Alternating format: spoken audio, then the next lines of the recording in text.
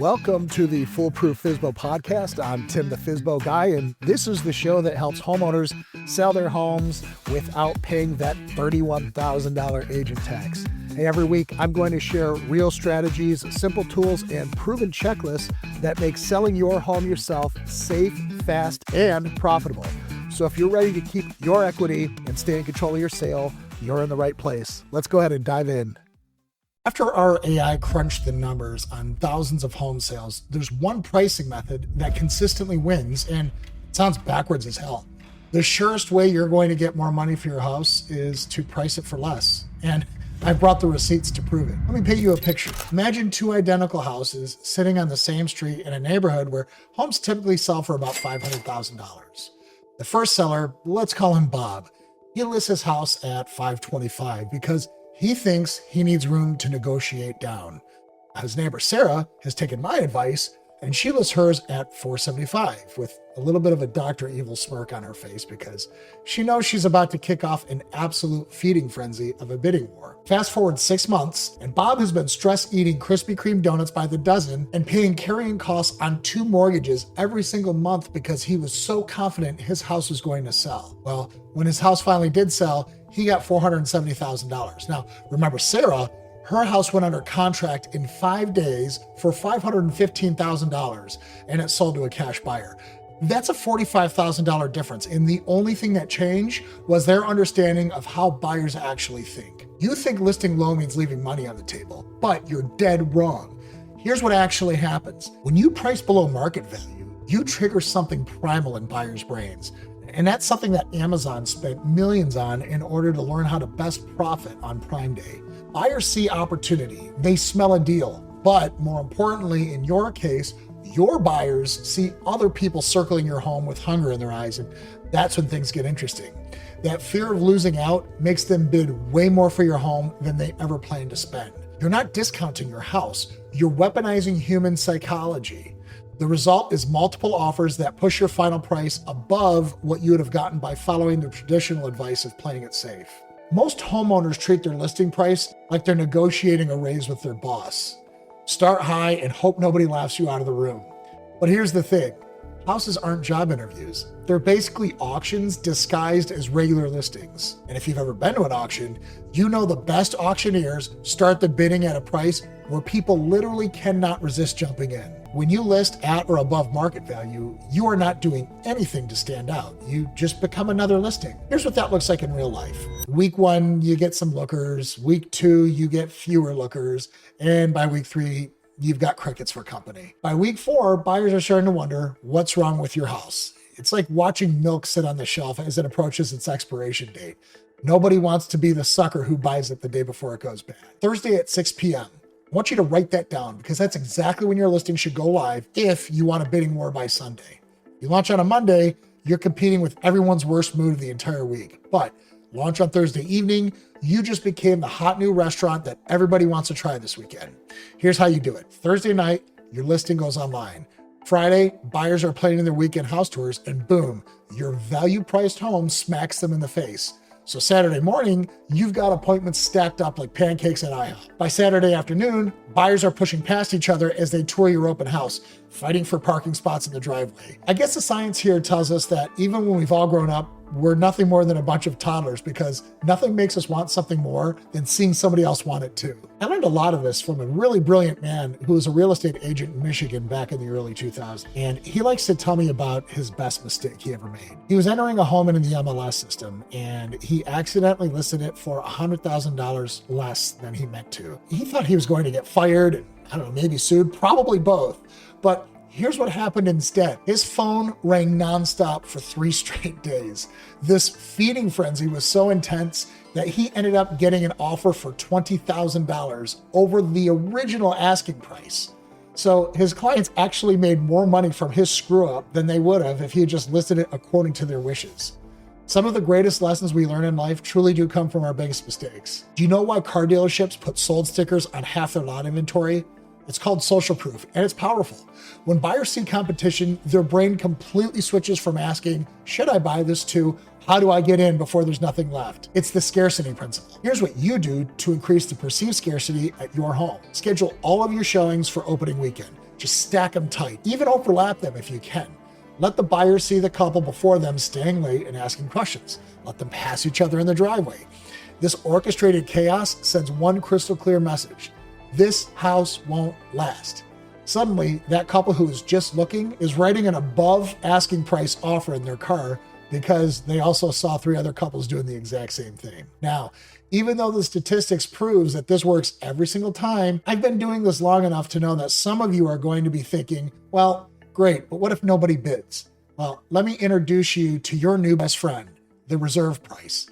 This is the absolute minimum number that you will accept, and you write it down before you list. Seal it in an envelope if you have to, but keep it safe. It's your sales price security blanket. That is going to help you sleep at night, knowing that it is always you who had the final say in whether or not you accept an offer. Just promise me that you never, ever, ever tell anybody what that number is. Think of it like a reserve price at an art auction. The painting might start at $10,000, but if the bidding stalls at 15 and the reserve was set at 20, there's no sale. That's the same thing with your house. That way you can list aggressively low to create buzz without being forced to accept some ridiculous lowball offer. Do you know what usually kills deals? It's those inspection negotiations where buyers try to nickel and dime you to death.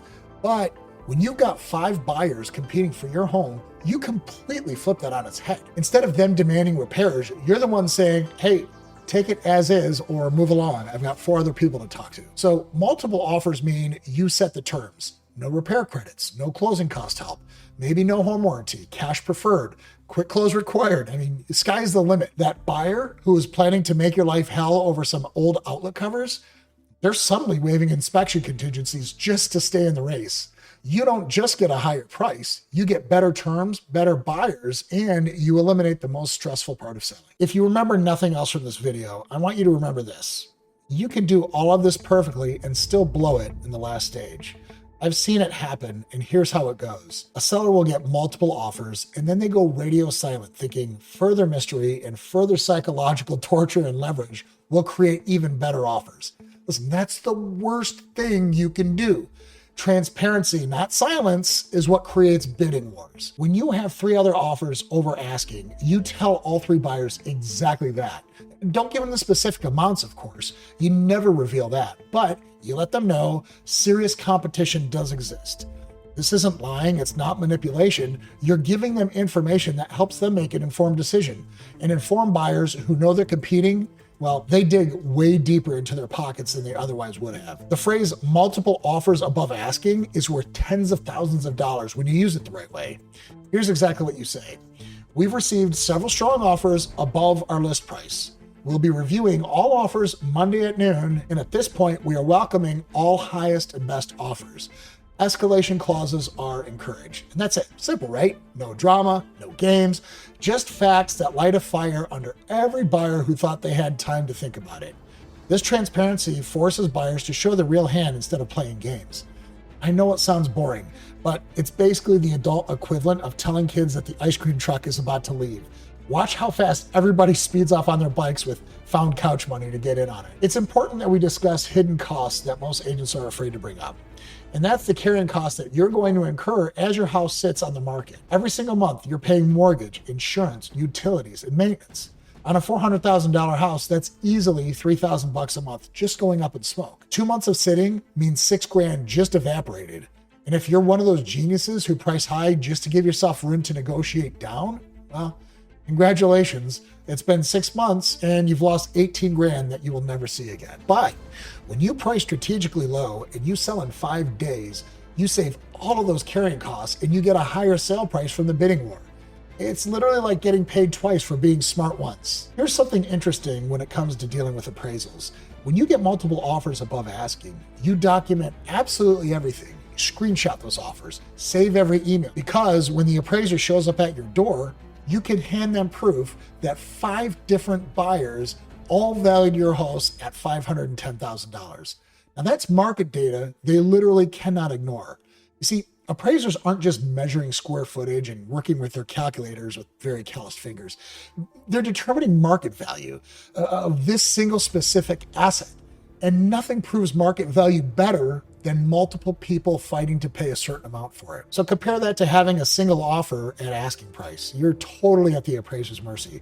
But if you have 5 offers over asking price, well, now you've got real data for the appraiser to think about. Now let's talk about presentation, because you cannot put lipstick on a pig and expect to win a beauty contest. The feeding frenzy formula only works when buyers genuinely believe they're getting a steal on something valuable. That means professional photos that make your house look like something from a magazine, not a crime scene. And I'm talking about staging that makes buyers imagine hosting Thanksgiving dinner in your living room.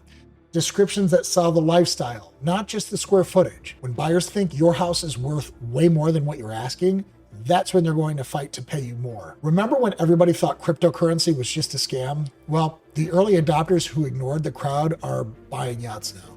Same principles apply here. While your neighbors cling desperately to the old real estate agent advice of price high so you have room to negotiate down, let's be honest, is basically the flip phone of real estate tactics. You're running the feeding frenzy formula. They'll spend months arguing with lowballers and bleeding carrying costs. You'll be cashing a check that's thousands over your asking price. The difference isn't luck or timing. It's understanding that the old rules died when the internet gave buyers perfect information. Price high worked when buyers couldn't instantly see every listing, but now it's just awkward and ineffective, like, I don't know, trying to seduce somebody with a fanny pack on. This strategy requires serious confidence. Your mother-in-law is going to question you. A coworker will definitely call you nuts. That couple down the street who's been sitting on the market for 4 months will swear that you're leaving money on the table. But when you're depositing an extra $40,000 in your bank account while they're sitting there doom refreshing Zillow hoping for views, you'll know exactly who played it right. The market rewards bold moves, not safe ones. Price to create competition, not protect your ego, because the data proves it. The scariest thing to a buyer isn't paying too much. It's watching somebody else move into what could have been their dream home. The feeding frenzy formula isn't just pricing strategy. It's psychological warfare, where literally everybody wins. You get more money, buyers get the house they heroically fought for, and the market gets accurate pricing data. The only losers? Well, we just talked about them. They're the ones refreshing Zillow and paying out the nose for just more and more carrying costs. So you decide, which seller do you want to be? And even after we covered all of that, none of it means anything unless you have the big picture. So I want you to click this video right here where I talk about the $47,000 scam that I'm going to help you avoid. We'll see you there. Thanks for listening to the Foolproof FSBO podcast. For free tools and step-by-step guides to sell your home with confidence, head on over to foolprooffsbo.com/podcast. That's foolprooffsbo.com/podcast. And we'll see you next week.